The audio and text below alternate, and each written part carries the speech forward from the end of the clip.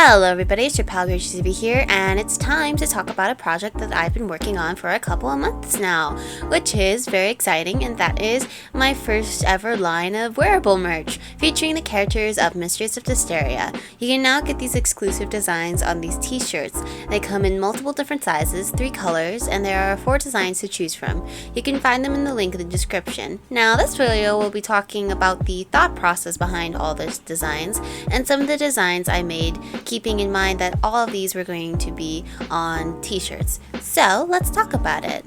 I started off these designs with blank since I already had a pose in mind for him. These are actually all based on an old artwork series I made, or at least started, a couple years ago on my iPad. They do actually end up looking kind of similar, which is funny since I don't think I looked at them that much. And by the way, I never finished that. I only got to Blink and Thorin and then stopped.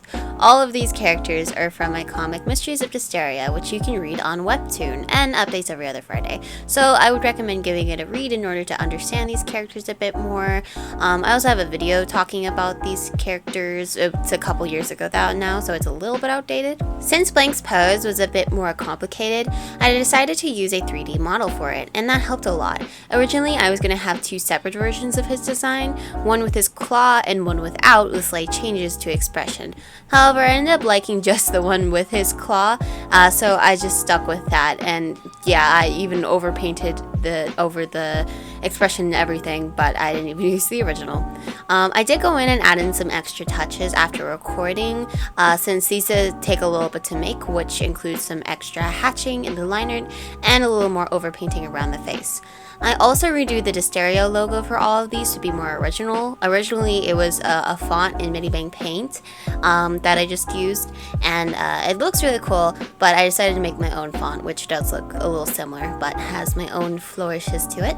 For the background, I did 2 versions, one with a transparent background and one with an actual solid background in case I want to make these into prints. But I wanted to include a shape in the back with a frame around it.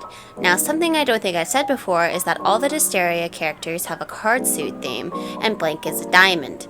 One thing I will say about this one is I think I made the diamond in the back a bit too big, but I still think it works. They also have screen tones on them, but overall I wanted the background to be super simple so I can just copy the layers over and adjust the color and shape. And one other thing is that I did have to adjust the colors on all of these since the original version appeared to be washed out when I looked at the mock-ups on the t-shirt, so I made them a bit more saturated and a little bit lighter.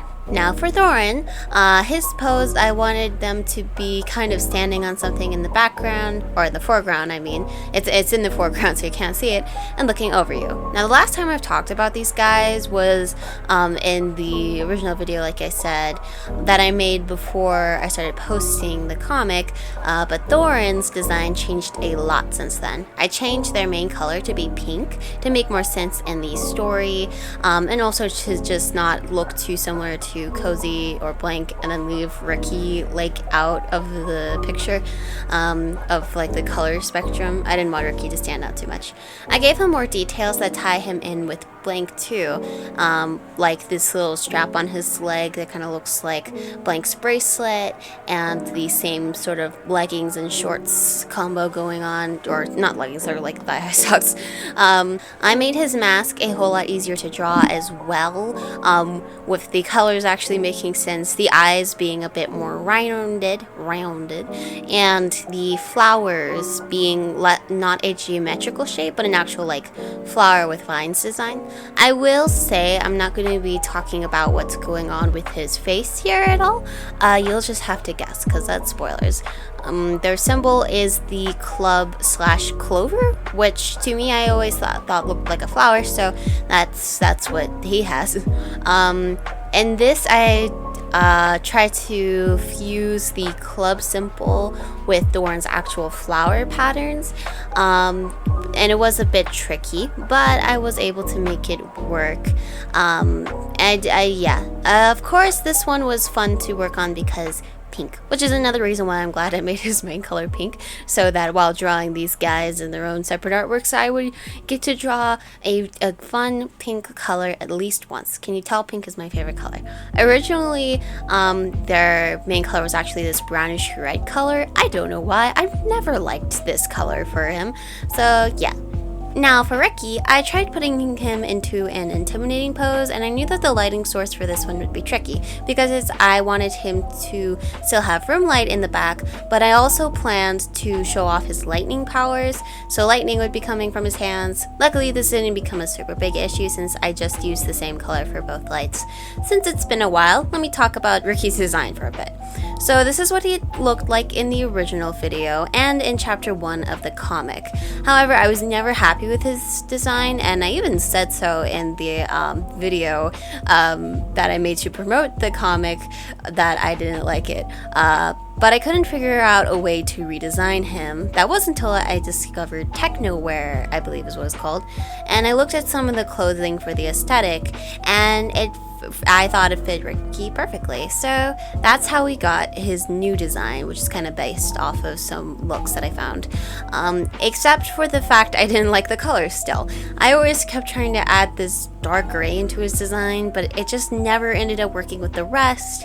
I always end up with him having too much colors. I try to stick with 4 colors for my character's clothes. So for chapter 3, I finally got rid of the dark gray, added more of the yellow on his sleeves as a cool stripe effect, and that's how we have this design, which I am much happier with. His shape is supposed to be a heart, which might not be super obvious until you look at the scar on his arm, which is supposed to look like a heart. That was inspired by my cat, who has a little broken heart on his rear. But instead of using all softer looking hearts for the background, I made the main color blocked ones sharper and geometrical. For the hearts in the order or inside the border of the frame, I made them normal and rounded, but for the ones on the corners of the frame, I added little lightning markings as well because I wanted to add in a bit more like lightning stuff going on there. And finally, the good boy himself, Cozy. Everyone else in this lineup has been in a perspective shot where they're looking down to make them look intimidating, but Cozy isn't like that. So I put him in a perspective shot where he's looking up at us.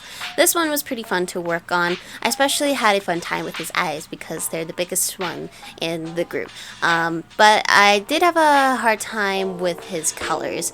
I wanted them to, like, his background to look a lot brighter than the others, which would mean his shadows would be less intense. And unlike the others who have only one main color, Cozy has 2. Technically 3 if you count this orangey brown that I use sometimes for like text and stuff. I did use that here.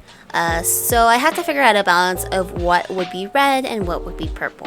For the most part, this ended up just being half and half, but for the color blocks behind him, I ended up just making those red, which with, I believe, purple screen tones. They're on an overlay layer though, so it's not super obvious.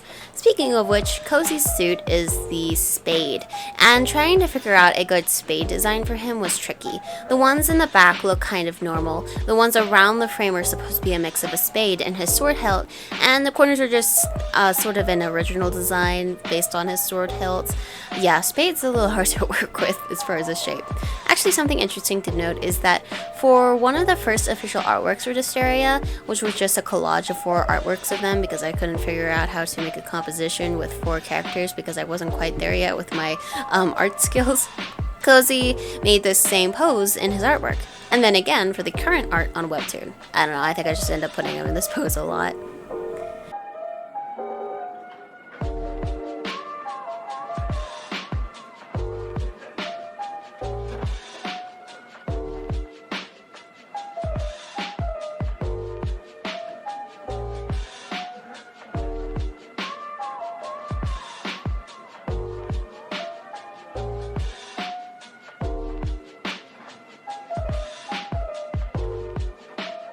And that's it for all of these designs. Again, all of these artworks are available as shirts on my Etsy shop where you can find more information about that. And thank you so much for watching.